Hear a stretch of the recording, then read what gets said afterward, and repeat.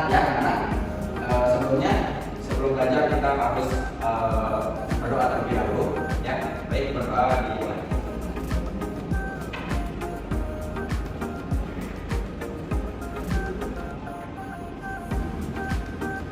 Baik, selesai. Oke, sekarang Bapak absen dulu ya semuanya. Kita periksa kehadirannya, apakah ada yang hadir ya, apakah ada yang tidak hadir atau hadirnya. Nanti yang hadir diangkat tangannya dan bilang hadir ya. Oke, yang pertama ada Fadli, hadir Pak. Fadli, makin gantengnya Fadli ya. Yang kedua ada Cica, hadir. Oke. Yang ketiga ada Elsa. Baik, Elsa ada. Yang keempat ada Agnes. Hadir Pak. Oke, lanjut ke Vina. Izin Pak, Vina izin apa? ikut lomba. Oh, lomba. Oke, Vina izin. Yang terakhir ada Rengki. Hadir Pak. Hadir. Rengki hadir. Oke, semuanya hadir. Ada yang ketinggalan? Ada yang belum terabsen? Tidak. Sudah. Oke. Nah, selanjutnya Bapak akan menyampaikan dulu ini sebelum ke materi ya. Sebelum ke materi, Bapak akan menyampaikan dulu ada capaian dan juga tujuan untuk kalian. Yang mana ini dari capaian terlebih dahulu ya. Yang pertama, peserta didik dapat memahami konsep dasar dari sejarah perkembangan dan masuknya agama Hindu-Buddha ke Indonesia. Nah, jadi nanti kalian di capaian ini dapat memahami konsep tentang konsep dasar dari sejarah perkembangan Hindu-Buddha, masuknya agama Hindu-Buddha ke Indonesia. Oke. Nah, selanjutnya masuk ke tujuan. Tujuan yang pertama yaitu ada peserta didik menganalisis sebagai teori tentang proses masuknya agama Hindu-Buddha ke Indonesia. Jadi nanti kalian menganalisis lagi tentang materi proses masuknya agama Hindu-Buddha ke Indonesia ini. Nah, yang kedua, peserta didik menuangkan hasil analisis dan pengolahan informasi tentang proses masuknya agama Hindu-Buddha ke Indonesia pada LKPD yang sudah disediakan. Nah, nanti dituangkan LKPD-nya ya. Nah, yang terakhir, peserta didik mempresentasikan hasil kerjanya. Nah, nanti kalian akan dibikin kelompok atau mungkin bisa 3 atau 4 kelompok yang nantinya bakal dijadikan mempresentasikan materi ini ya. Kalian siap? Ya. Siap. Oke. Nah, kita lanjut ke materi ya. Ada perkembangan agama Hindu-Buddha di Indonesia. Oke, sudah ada semuanya? Dadah. Nah, kita baca. Yang pertama ada perkembangan agama Hindu. Sejak ribuan tahun sebelum Masehi, di India telah berkembang kebudayaan besar di lembaga Indus. Ya. Dua pusat kebudayaan di daerah tersebut adalah ditemukannya 2 kota kuno, yakni Mohenjo-daro dan Harappan. Oke. Pengembangan 2 pusat kebudayaan tersebut adalah bangsa Dravida. Kalian tahu bangsa Dravida? Bangsa Dravida itu yang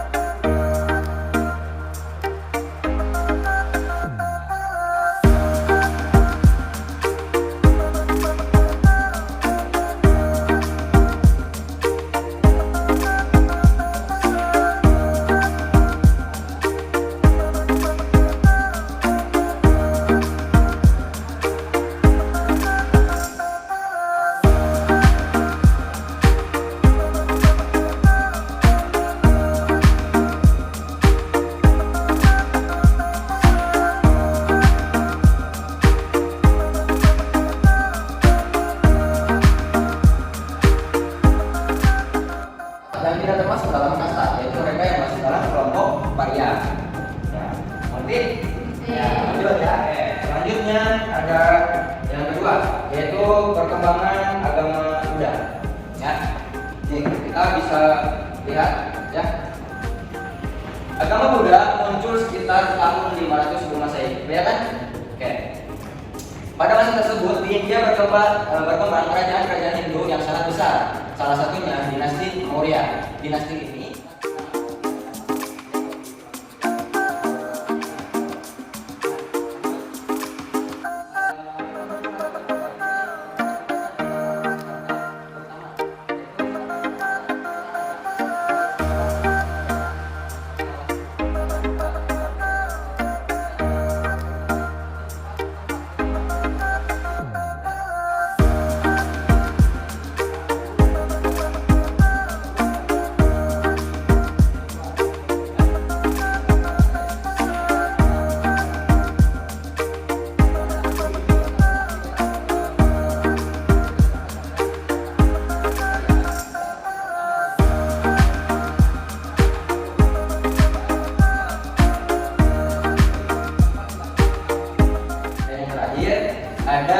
negara, yaitu tempat wafatnya Siddhartha. Hari Raya Umat Buddha adalah hari raya. Oke, sebelumnya nanti yang ini yang bosan. Kita lanjut ya. Lanjut ke nomor 3. Ada persebaran pengaruh agama Hindu Buddha ke Indonesia. Oke. Masuknya agama Hindu Buddha ke Indonesia secara pasti belum diketahui, ya. Tetapi pada tahun 400 Masehi dipastikan agama Hindu Buddha telah berkembang di Indonesia. Nah, hal ini dibuktikan dengan penemuan prasasti pada Yukadi, Kalimantan Timur, yang mana prasasti tersebut menunjukkan bahwa telah berkembang kerajaan Kutai, ya, beragama Hindu di Kalimantan Timur, sorry. Dan ada terdapat 5 teori masuknya agama Hindu Buddha ke Indonesia. Nah, diantaranya yang pertama, teori Brahmana, itu teori Brahmana. Itu nanti dijelasin apa ya. Ini pengenalan dulu, oke? Yang pertama ada teori Brahmana, yang kedua ada teori Ksatria, yang ketiga ada teori Waisa, dan yang keempat ada teori Sudra, dan yang terakhir ada teori arus balik. Oke. Tadi sudah penjelasan juga ya bahwasannya akan diadakan presentasi ya dari masing-masing kalian. Bapak tunggu 5 menit untuk membagikan kelompoknya menjadi 5 kelompok karena ini ada 5 teori ya, agar mempermudah presentasinya dibagi kelompok aja. Nanti perwakilan Bapak panggil untuk membawa ini biar adil, Bapak kasih satu materi per orang, jadi nggak berebutan ya. Oke, ini udah per kelompok duduknya? Udah. Dari masing-masing kelompok nanti satu orang maju depan ya, Bapak minta ya. Oke, kelompok pertama siapa? Oke, silakan nih. Kelompok kedua, boleh. Selanjutnya kelompok ketiga. Kelompok keempat, boleh.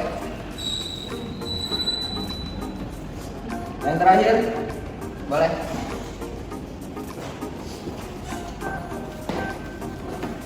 Masing-masing kelompok sudah Bapak bagikan, dan itu harus kalian cari materinya biar nanti bisa diskusi, bisa mempresentasikan sesuai apa yang kalian dapat. Oke? Oke. Ini Bapak akan karena KPD buat kalian. Nanti diisi di sini ya. Oke.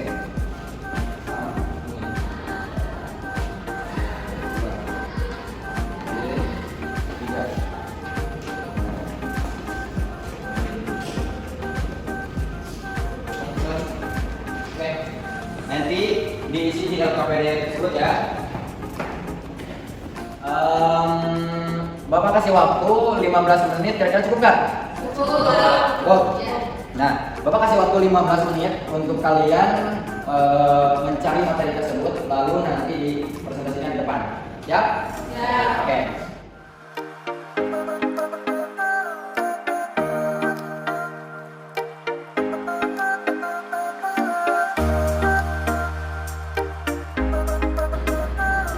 Oke, waktunya selesai ya, pas ya. Untuk yang pertama, maaf, teori Brahmana sama siapa? Saya Pak. Boleh, silakan. Jadi di sini saya sebagai perwakilan kelompok pertama, yaitu yang menjelaskan tentang teori Brahmana. Masuknya agama dan kebudayaan Hindu ke Indonesia dibawa oleh kaum Brahmana, yakni golongan yang menguasai ajaran adat seperti pengetahuan, keagamaan dan agama Hindu sendiri. Kaum Brahmana datang ke wilayah Indonesia konon atas undangan wilayah oleh Raja Indonesia pada awal abad Masehi. Lalu para ahli sejarah meyakini bahwa golongan Brahmana yang berperan menyebarkan agama Hindu di wilayah Indonesia.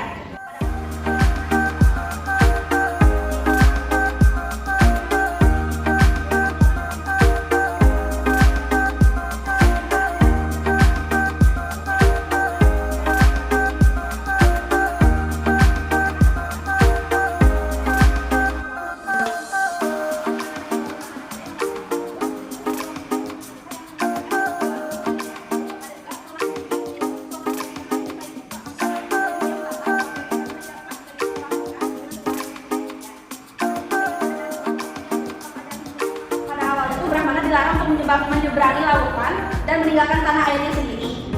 Apabila hal itu terjadi, maka mereka akan kehilangan hak atas kastanya sebagai seorang Brahmana. Baiklah, sudah selesai. Boleh, silakan duduk ya. Nah, oke, terima kasih untuk kelompok 1 kasih tepuk tangan. Oke, selanjutnya kelompok 2 yaitu teori ksatria. Siapa? Saya Pak. Silakan, depan kelompok 2. Baik teman-teman, di sini saya perwakilan dari kelompok 2 yang akan menjelaskan tentang teori kesatria.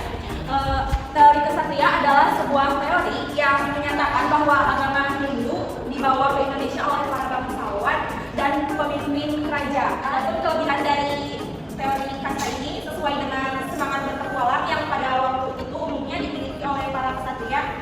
Semangat berpetualang yang ditunjukkan oleh golongan kesatria tersebut mendorong menyebarkan agama dan budaya Hindu-Buddha. Teori kesatria juga dapat menjelaskan adanya beberapa kerajaan Hindu-Buddha di Indonesia yang memiliki latar belakang sejarah yang mirip dengan kerajaan-kerajaan di India seperti Sriwijaya, Majapahit, dan Mataram. Hal ini menunjukkan adanya pengaruh kaum kesatria dalam membentuk kerajaan tersebut. Selanjutnya, kekurangan teori kesatria yaitu kurang memiliki bukti-bukti yang menunjukkan adanya ekspektasi dari prajurit-prajurit India melawan perlawanan Indonesia. Tidak ada prasasti atau sumber sejarah yang dapat menggambarkan penaklukan atau pendirian kolonial oleh kaum kesatria dari India di Indonesia. Cukup sekian dari kelompok 2. Bila mana ada kesalahan, wassalamualaikum warahmatullahi wabarakatuh. Waalaikumsalam. Terima kasih kelompok 2. Oke, kelompok selanjutnya silakan. Saya Pak. Boleh.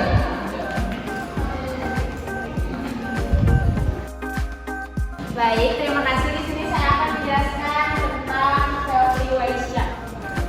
Dalam teori Waisya ini bisa disebut bagian dari sistem kasta dan dalam agama Hindu yang mengatur masyarakat India secara tradisional. Menurut teori ini, Waisya adalah kasta ketiga dalam hierarki kasta. Waisya bertanggung jawab atas kegiatan ekonomi, termasuk pada perdagangan, pertanian, dan juga bisnis. Mereka juga dianggap sebagai usaha, pedagang, dan petani.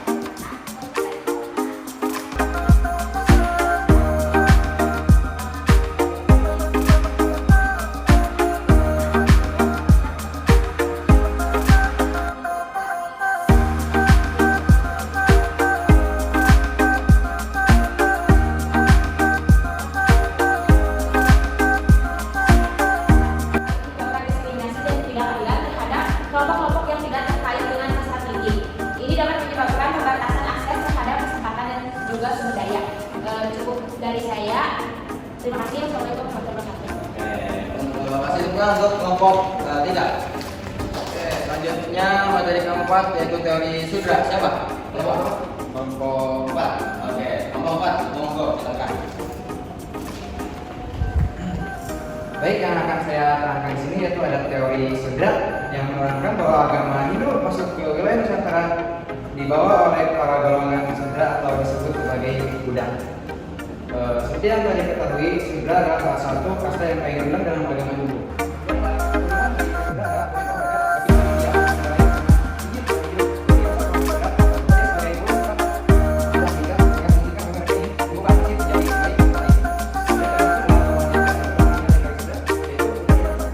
Baik Pak, sudah selesai? Sudah? Oke, tepuk tangan untuk kelompok 4. Selanjutnya yang terakhir, teori arus balik. Siapa? Saya Pak. Kelompok 5, boleh silakan.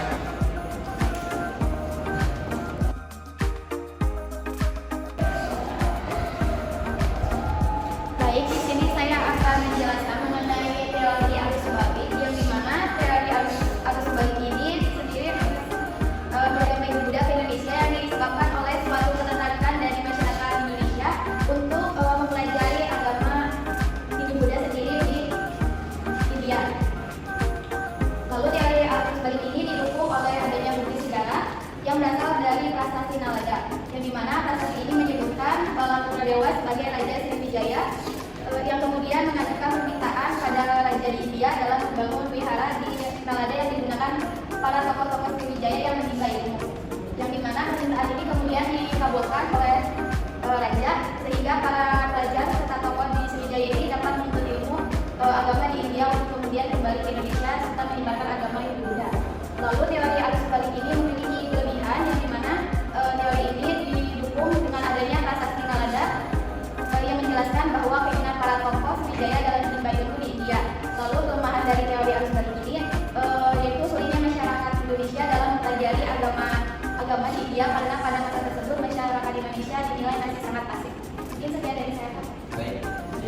semua semangat buat kelompok tadi. Oke, semuanya sudah. Terima kasih ya, tepuk tangan buat semuanya.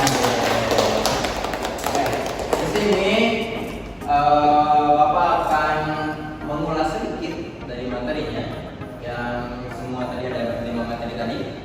Nah, yang pertama ada teori Brahmana, yaitu menyatakan bahwa penyebaran pengaruh Hindu ke Indonesia dibawa kaum Brahmana. Nah, kemudian yang terakhir ada teori arus balik, yaitu menyatakan bahwa para penyebar pengaruh Hindu ke Indonesia adalah orang-orang Indonesia sendiri. Mereka mula-mula liburkan atau datang sendiri ke India untuk belajar agama Hindu. Nah, setelah menguasai ilmu tentang agama Hindu, mereka kemudian kembali ke Indonesia dan menyebarkan pengaruh Hindu di Indonesia. Nah, kalau mau nanya, teori siapa yang menurut kalian paling masuk atau paling ini betul nih? Coba dari kelompok 1, 2, 3, 4, 5 siapa? Ada yang bisa menjawab? Saya Pak. Oke, teorinya Pak?